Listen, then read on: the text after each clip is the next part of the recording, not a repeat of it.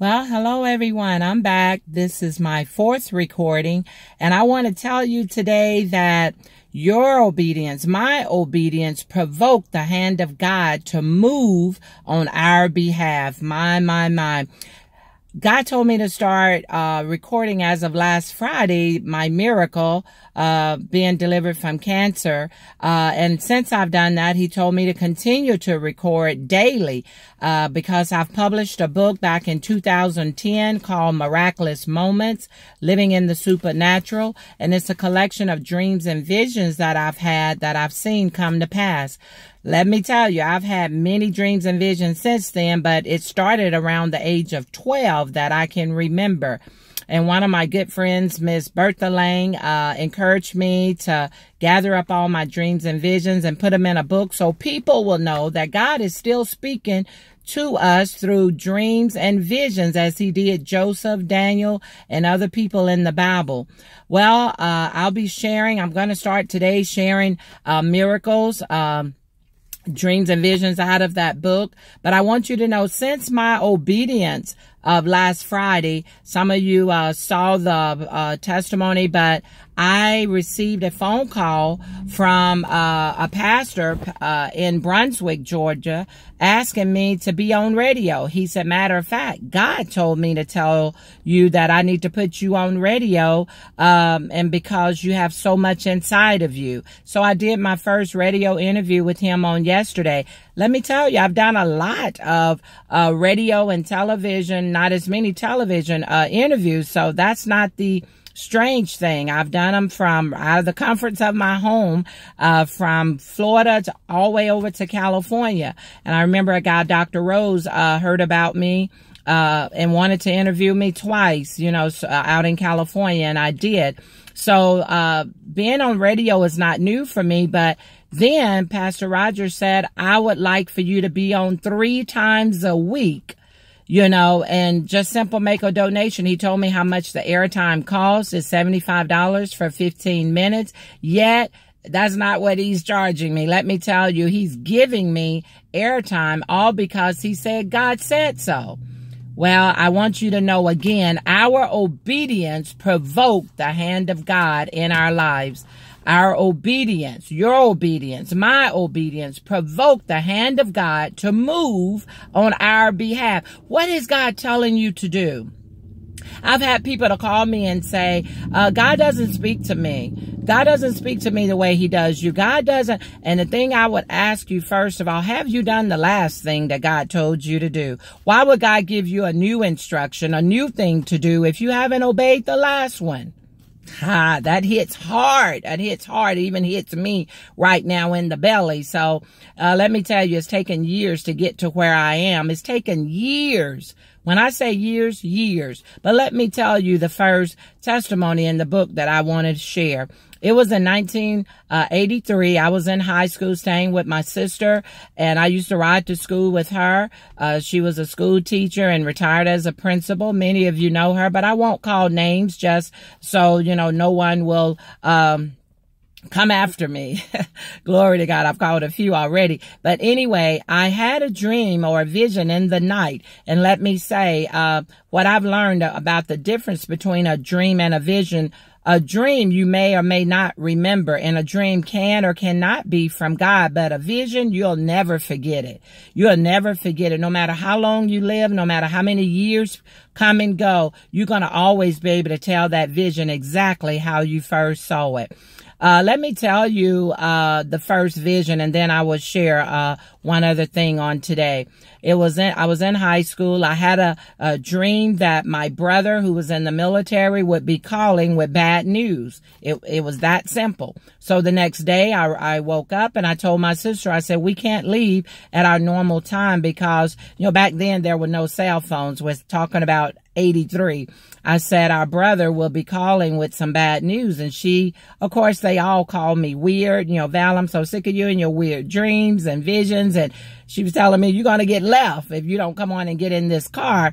You're going to get left. And I said, no, we can't leave. I'm telling you, he's going to call with some bad news this morning. Sure enough, she got in the car to leave me. She began to back up. And I thought, well, maybe I didn't hear. Maybe I didn't dream this. Sure enough, the phone rang. And, it was one of those phones that hang on the wall with the long, long cord. I could walk from where it was on the wall in our house all the way over to the front door. Yeah, one of those cords that hang down to the floor. But nevertheless, I answered the phone. Sure enough, it was my brother. And he said, hey, Val, and I could hear sadness in his voice. And he said, let me speak to Joyce. I said, okay, hold on. She's out in the car. I walked with the phone in my hand with that long cord and went to the front door. And as she was backing up, I got her attention to beckon her to come back in the house. I was saying phone. And she got out looking at me very strange, like, you weirdo, you told me this and I didn't believe you, but there's a phone call. And as she's coming back inside, I'm going to be late for work. Who is it? I said, it's, our brother, just like I told her. And sure enough, she came in. I stood there looking at her while she talked on the phone, and sadness came over her, and her eyes met with mine, and sadness came over her, and she talked for a few minutes and said, okay, and they got off the phone. She then said to me, Valerie, our brother just shared that his baby, who may have been 2.5 years old, they found cancer behind his eye. And it's gonna have to be removed. She said, how did you know all of this? I even saw that he would be sharing something about his son, but it would be sad news. But I said, I saw it in the night. And that's simply it. I want you to know that what I had just seen on the night before came to pass the very next day. I want you to know this also, whatever area that you've been attacked in the most from a child all the way up to now, most likely it's the area that God want to use to get glory out of your life. Point in case, all my life I've been joked about my voice. Oh, she talks so slow. Yeah. And here it is today. I'm a motivational speaker. I'm a ordained minister. This year will be 12 years that I've been a motivational speaker. And this year, 22 years as an ordained minister. And I never planned to preach, let me tell you. I ran for 13 miserable years. There's so many stories I want to share, but I just want to add this. Many of you know, I started coming back home in Oxford, Mississippi, the Taylor area, Water Valley in 2004, putting on spiritual conferences, teaching and preaching as God led me about spiritual warfare as he taught me. And I was on the radio one time interviewing a few years ago. And many of you may know the pastor. Him and his wife owned the station there. I think it was in Holly Springs. And I went there. And as he told me, I basically had a 15-minute interview. And I said, okay, great. And after I did my 15 minutes, then, of course, his wife interviewed me and she kept going. He was out in the lobby area talking with a business with someone, but kept going. And next thing I know, the interview went for an hour. Well, I wasn't expecting that. And let me tell you, when I was done with the interview, I walked out and into the lobby where he was. He said, Valerie, I want to apologize for not being able to interview you as I had said, but my wife, I know you're only planning for 15 minutes, but I told my wife to continue to go with you because he said, you have a sound. There's something about your voice. And I thought, what? He said, there's a sound in you. There's something about your voice. He said, let me say something to you. He said, I'm a man and I'm very happy. I'm very comfortable in being a man. He said, but if I was a woman, I would want your voice. And I was dumbfounded. I was baffled. I was thinking, what? Do you not realize? I didn't say any of this, but my thoughts were, do you not realize that people have joked and made fun of me all my life about my voice? And now here it is, this man saying that I love your voice. And if I was a woman, I would want your voice. It blew me away and I didn't understand it, honestly. And as I left out of his building, thanked him for the airtime and went to get in my car, before I even touched my doorknob, I heard this. Valerie, whatever area that you and my people been joked and teased in the most, that's the area that God wants to use to give him glory.